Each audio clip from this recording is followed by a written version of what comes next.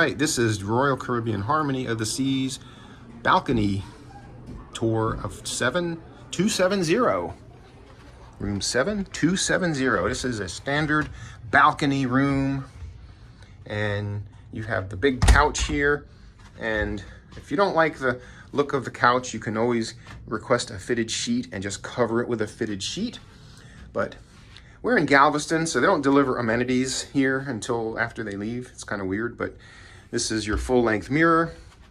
This is your standard, it looks really bare. In the bathroom, it's your standard bath with the tube.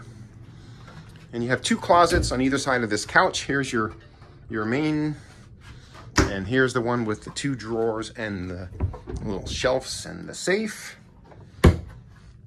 And there's your TV, and you see a nice standard balcony. There is your nice standard balcony.